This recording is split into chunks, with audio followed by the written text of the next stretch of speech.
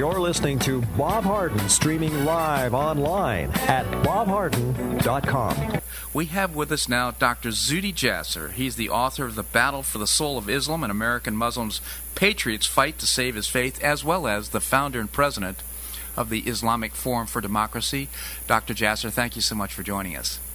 It's great to be with you, Bob. Thanks for having me back. Well, it's my pleasure indeed, and always look forward to having you on our show.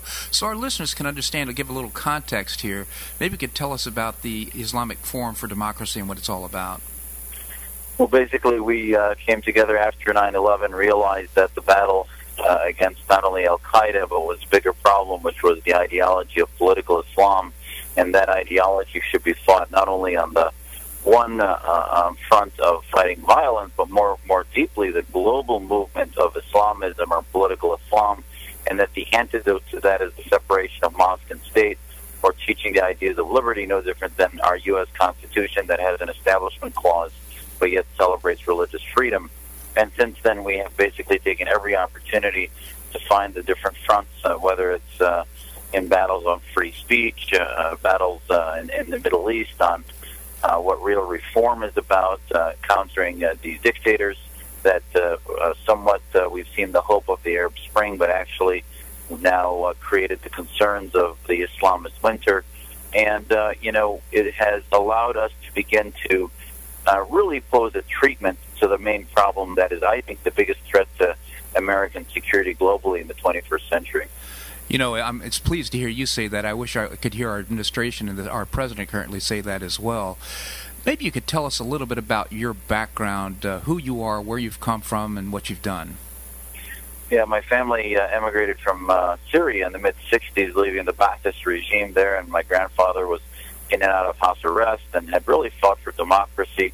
My father then had to escape, and we came to celebrate American freedom. Grew up in Wisconsin, learned that I could practice my faith more freely in America than anywhere in the so-called Muslim world, and went to the U.S. Navy on a medical scholarship, and served for 11 years. At my last tour, I not only served in Somalia in '93 on the USS El Paso, but I served the U.S. Congress as a physician for 3 years, and then came back to Phoenix to be in private practice, and since then have been working not only in medicine, but in running this forum. And, this history is so important because, and I talk a lot about it in my book, because the narratives against political Islam, I think the most effective one will be that comes from within the house of Islam. And for those of us Muslims that are protected by countries like this that celebrate our freedom, but yet we're not being run by the Brotherhood or by Khomeinists from Iran, we have to give back not only to this country, but we're really what is going to be the head of the spear globally against the ideology of the Brotherhood and Islamism. In so many interviews we hear and talk shows and so forth, we hear people saying, where is the moderate voice of Islam? And Doctor, quite frankly, you are one of the only voices that I hear that is speaking out in such a way. I'm sure there's some danger involved in it. Yeah, we've had our share of threats. The Islamist groups, there's nothing more potent that they fear than having the mantle of Islam stolen from them. They suffocate the free speech of so many non-Muslims by waving the flag of Islamophobia and claiming bigotry and victimization. And when they see Muslims begin to unite, we have not only our forum, but a coalition called the American Islamic Leadership Coalition, which is a diverse group that's beginning to come together really on one thing, which is uniting against the Brotherhood.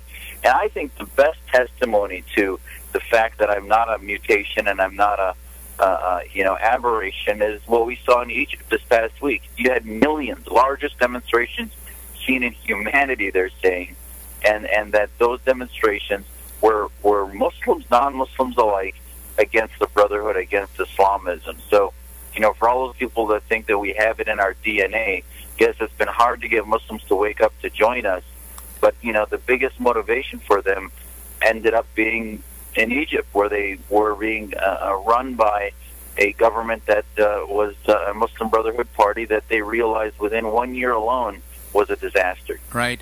Well, well, the other side to it is the tactics are I'm sure it evokes fear, even for those that may have a desire to speak out. I'm sure some people say, well, maybe it's not wise to speak out. This could end up splashing on me somehow in a very bad way. Very much so. And, this is where our policy in America can be different, in that if we need to motivate Muslims to speak up, that they have a responsibility not only to do this interfaith sort of conversation, which is often useless, but more to push Muslims to say, well, why are you here? What brought my family here was countering Islamism, to being able to live freely. And, we need to express that, and why, what makes us different from the clerics and imams of Saudi Arabia and Al-Azhar University and Cairo, and begin to challenge them. That's why one of the programs we've done at our forum is Lincoln Douglas type debates against imams, to have them express why to them political Islam is not a threat, and we respond with why it is obviously a threat, and theocracy is not what people would want to live under. And this debate is what the Obama administration has the bully pulpit to push, but they haven't. They will not take sides. The media often will not take sides. The government not only will not take sides, the Daily Caller reported a month ago that there's a directive in the Department of Homeland Security that tells our government officials, do not engage with reformers because they have an agenda, and you need to engage with quote-unquote mainstream, which are basically the Muslim Brotherhood legacy groups in America. And you can tell how tone-deaf they are to the reality. And again, the Egyptians have hopefully taught our Homeland Security something, is that the Brotherhood groups do not speak for not only not all of Islam, but even the majority. Well, talk about tone deaf. The president says we need to support democracy. They're duly elected officials. In the face of 13 million people in cities all across Egypt, and he's saying we need to support the people who are currently in office. It is either tone deaf or has a separate and subterranean agenda. It's amazing that he was not only in the back of the bus, but silent and asleep for the year in which the Brotherhood was devastating Egypt beyond what Mubarak did.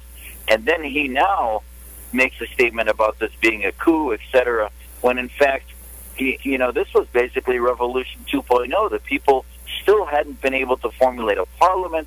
There was not a democracy. The Constitution was a theocratic document that limited free speech, prevented the rights of minorities like the Coptic Christians, and women felt marginalized, and others. And so to say that this was a coup is just absurd. This was a resetting, a reevaluation of what wasn't done under the Brotherhood.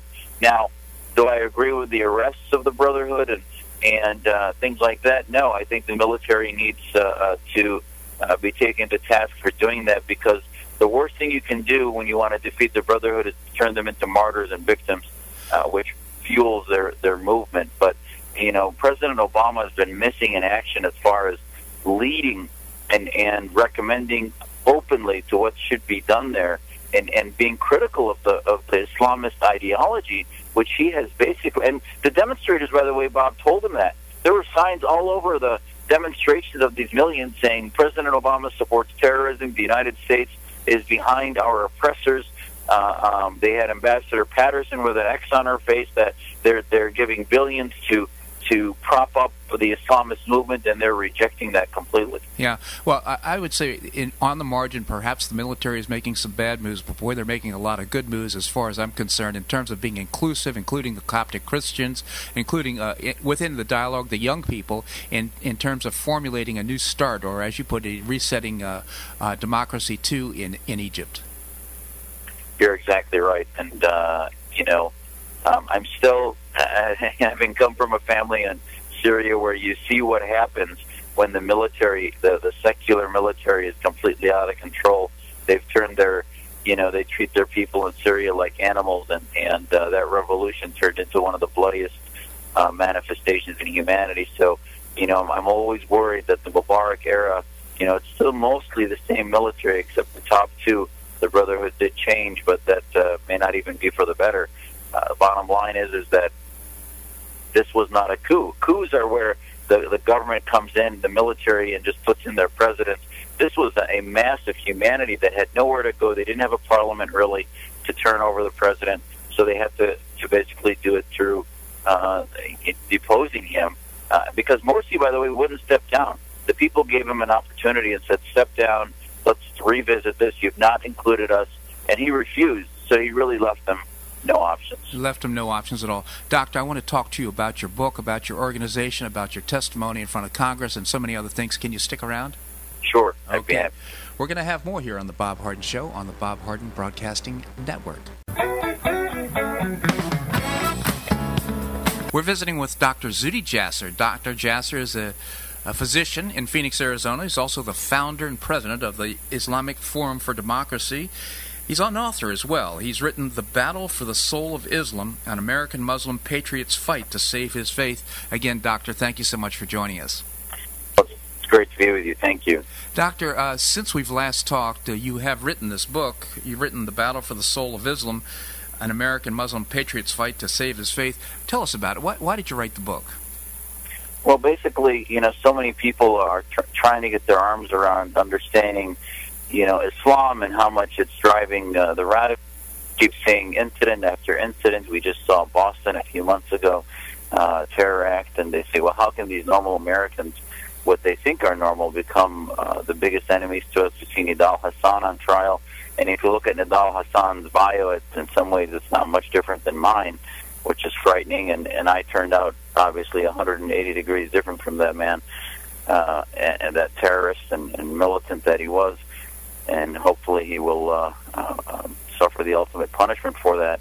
And I think ultimately when people read my book, they'll realize that the reason I turned out differently was my parents came to America to celebrate its freedom, came to it for ideological reasons, for political reasons, and also had a version of Islam that was different than the version of Islam peddled out of Saudi Arabia, out of many of the clerics globally. And I think it'll give people hope that the story that I came out of, then, into the book after my own story, I talk about what are some solutions, that how do we operationalize that into movements and into thought that can then transform Muslim thought into modernity and into liberal, classical liberalism that the West is based in, to begin to counter these movements. And we have these opportunities now in the Middle East with a tipping point happening, and America needs to play a role. We had NGOs in Egypt, 43 different ones, that were then put in prison by the Brotherhood,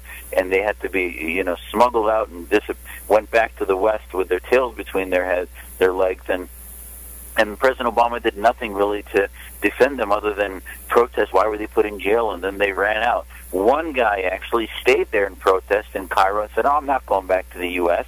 I want to sit with the Egyptian people and help them with democracy. And 2 weeks ago, he stood trial and was convicted to 2 years in jail.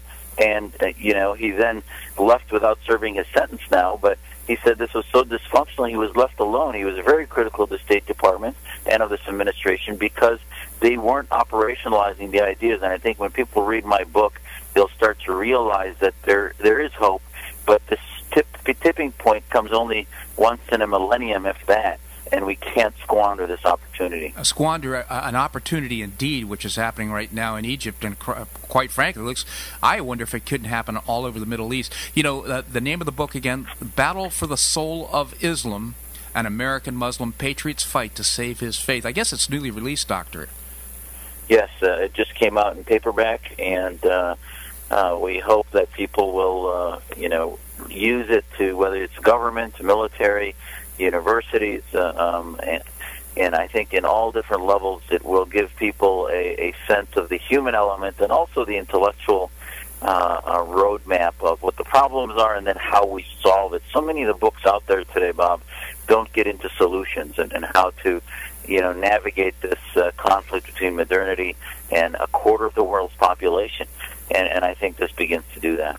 Also, I want to reference your website, AIFdemocracy.org. AIF Democracy. It's again I believe I've got that, Islamic Forum for Democracy. Yes, American Islamic Forum for Democracy. AIFdemocracy.org. .org. A great reference. Now I understand you're testifying before a joint hearing between the U.S. Foreign Affairs subcommittees. Yes, they recently looked at the plight of minorities that are caught in the middle in this battle in Syria, And I testified to Congressman Smith and Ross Layton's subcommittees, and certainly the minorities have been caught in the middle. Assad, that's not how the revolution started, but Assad, in order to maintain his just oppressive grip, has exploited minorities and pitted sectarian battles against one another in order to legitimize some of the most brutal killings and genocide that's been done. There are almost 100,000 people killed. There's 1.6 million internally displaced, 2 to 3 million externally. You've got 4 million displaced, almost 15 to 20% of the Syrian population. And there's really no end in sight. The people are not going to sit down. There's no political resolution to this. Regimes like Assad do not leave politely. And the revolution started peacefully for 2 or 3 months, and they realized they were getting shot in the streets like ants, and they had to begin to fight back. America's getting very skittish in helping anybody in the Middle East because we often end up helping our enemies. And I think if there's anything we learned from Egypt is that for those who characterize, yes, for the opposition in Syria does have its problems. It's got Jabhat al-Nusra, which is al-Qaeda, and other elements that get attracted to these types of conflicts when they see dictators going down. But I think we learned in Egypt that the battle between dictators and Islamists, I think that the people in these countries are generally against both of them, and they want to see both of them defeated and destroyed. Al-Qaeda and others are certainly a threat, but what I testified to Congress was that if you're going to cure the problem of Al-Qaeda and radical Islam, you first have to defeat Assad, and then the Free Syrian Army can defeat Al-Qaeda. And we need to be able to track these weapons, etc. But Plan A of doing nothing in Syria for the last 28 months has empowered Iran, empowered Hezbollah, and left us with no role and given an opening to Saudi Arabia and Qatar to bring forth what their mission is, which is political Islam. So if we want to see it tip towards freedom and liberty, and we want to play a role in that, I think that we need to start working with the opposition. Oh, final question, Doctor. Do you believe, or do you see, at least I'm hopeful that what's happening in Egypt is being watched all over the Middle East, in Iran and so forth? Do you think that there's some contagion here? Well, that's very interesting. I think, definitely with the largest Arab country having demonstrations, there is going to be a shot across the bow to all Islamist movements that the people will not sort of take it as in their DNA that they're going to be run by theocrats.